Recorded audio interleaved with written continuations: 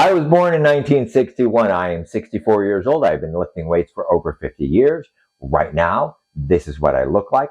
This is what I lift like. And these are my workout splits. This is going to be the third video about my training. The first one was about exercises, what I do and why I do it. The second one was about my program, what I do and why I do it, sets and reps and things like that.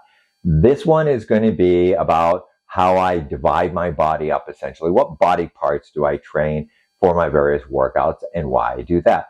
I'm going to do it differently, though, instead of looking at where I am, because if you saw the first two videos, you know I train 7 days a week. That's a little extreme, and I don't think that's as valuable to people as explaining how I got here, because I think in there's going to be more useful information. So I'm going to start out in the beginning and move up to where, move through the progress to where I am. And when I started, the first like strength training, resistance training piece of equipment I ever used, like professional gym equipment, not your at-home stuff, was a multi-station universal machine. And it had a chest station, it had a shoulder station, it had lat pull down, and it had a leg press. And that's essentially what I did. I did that 3 days a week, Tuesday, Thursday, Saturday. I did 4 to 6 sets at each station.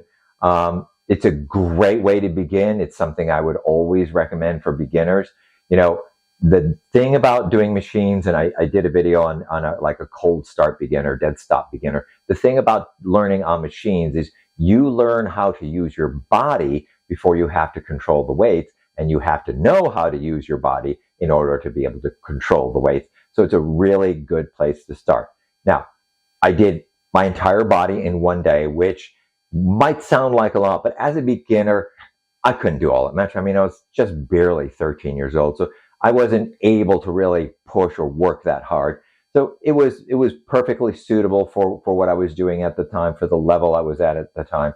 But obviously there's limitations, and as I start to progress, I'm going to want to, get into some more serious stuff.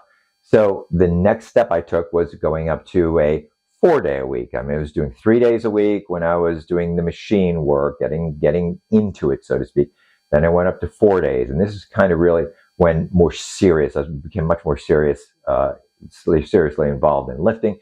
The workout I followed is like a classic powerlifting workout. You have upper body, lower body split, and you do upper body on Monday, lower body Tuesday, upper body Thursday, lower body Friday, off Saturday, Sunday, off Wednesday, obviously as well. The Monday, Tuesdays are your heavy days. The Thursday, Fridays are your light days. Now, you can do a lot with this. There are people who have set world records with this kind of training split. So it's definitely adequate for whatever you want to do. And the big advantage, the big change going to this was breaking off legs, giving legs their own day. Legs are a different animal. If you're doing legs, you got to be doing squats. And if you're doing squats, you understand that is an entirely different experience than any other body part. It's just very, very demanding. You're going to be doing squats. If you're powerlifting, you do squats and deadlifts. Most of the guys would do like squats both on Tuesday, Friday, but deadlift only one of those days. That's a very common thing to do. But either way, you're putting a huge amount of energy into that. It does not mix well with trying to also do bench press and T-bar rows and then some overhead press. So that was the biggest change, separating legs out, giving enough energy and time to do this, And then the only problem with that, you got to do the light heavy. Pretty much got to do the light heavy. Not necessarily as much for upper body, but for lower body, yeah, you're not going to go heavy on Tuesday and then heavy on Friday again. So it was using the light heavy split. Again, a very effective, very useful program. The drawback is that all of your upper body is crammed into 1 day.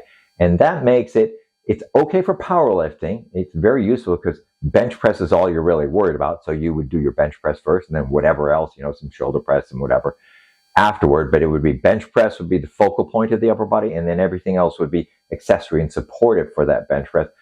But if you have a more general view, you want to get a more even development, it is cramped. So the next step I took was really to try and give more time for upper body, not not try and cram it all into one workout. And it's very basic, just split, push, pull for upper body. So you have a back day and you have a chest shoulder day for upper body. And a typical schedule would be, say, chest shoulders Monday, legs Tuesday, back Wednesday, chest shoulders Thursday, legs Friday, back Saturday, Sunday off. And again, that is to give more time to do the upper body. It makes your workouts a little less, hectic for sure.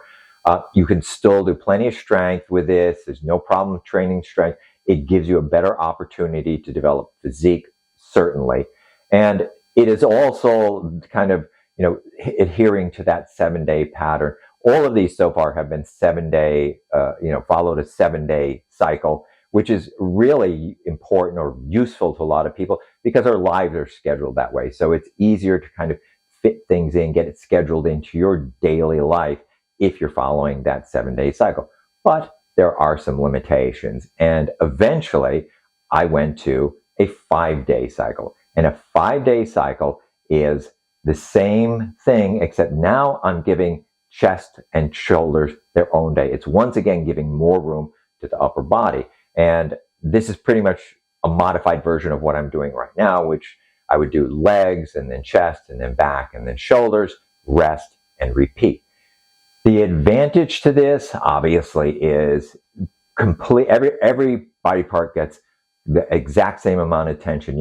When you're doing, say, chest, shoulders on the same day, it's a good idea to alternate which you do first. This, you don't have to worry about it. You can do everything all in the same, you don't have to be worrying about what's going first. Everything's going first. It has its own day.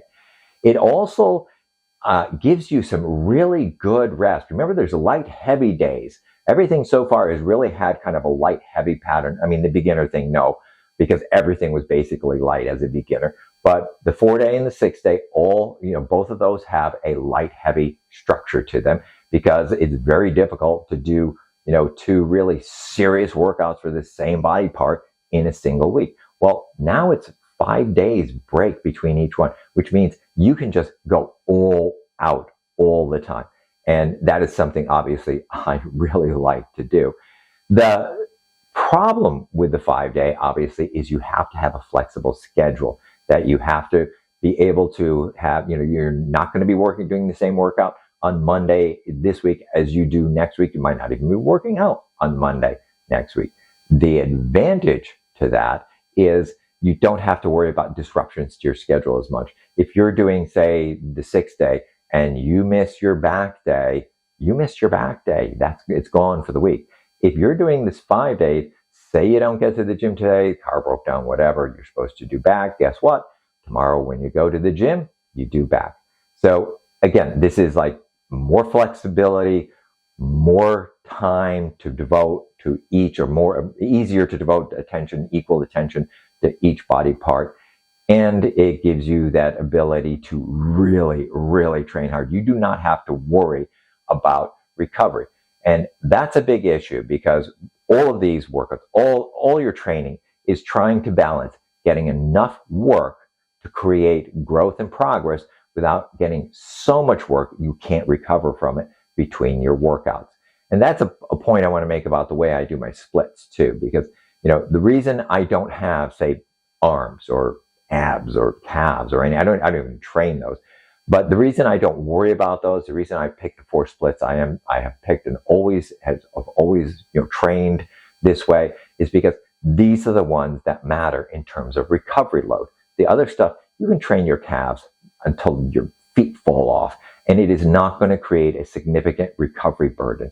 Same thing with arms. I mean, maybe a little bit. You don't want to go quite too crazy on arms, but the ones that matter in terms of managing the amount of work you're doing to create progress versus recovery load are the big muscle groups, the chest, the shoulders, the back, and especially the legs. So that's it. That's my workout split progression up to the point where I am now, which is essentially the 5-day without the rest day. I just keep repeating. And as I've said, I don't recommend that to anyone. That's my thing. As for the 4 that I've outlined, the beginner one, great place to start. Great place to start if you've never done anything. Do the machines, do everything in one day. Learn how to use your body.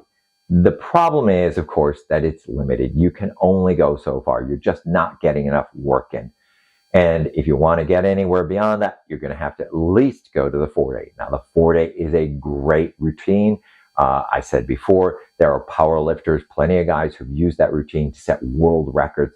So it's definitely a very, very good routine. It fits into the 7-day week as a beginner. And it also, gives the separate leg day. The problem, of course, is upper body's kind of cramped. 6-day. 6-day gives you more room to run in terms of upper body. It's very similar. You're still doing the light heavy split. It fits into the 7-day a week cycle. The 4 or the 6, either one of, if you want to do those could be your routine for forever. You don't have to change those. You can do very well with those. The 5-day one, I really like the 5-day one. And I know some older guys, some guys near my age who use it as well, because it gives you that extra recovery time. You can push yourself harder when you're there, and it gives you the extra recovery time. I mean, as I said, all of these are about trying to find that balance between getting the work you need to progress without overdoing it and getting into recovery problems. And I would definitely say the 5-day is probably the best at managing that. You don't have to worry about light heavy or anything else.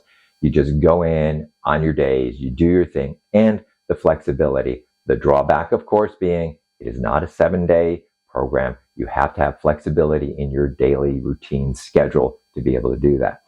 Hopefully, in one of those, you're going to find something that's going to be working for you and help you get the results that you want to see. Enjoy the video? Let me know. Please like, comment, share, and subscribe.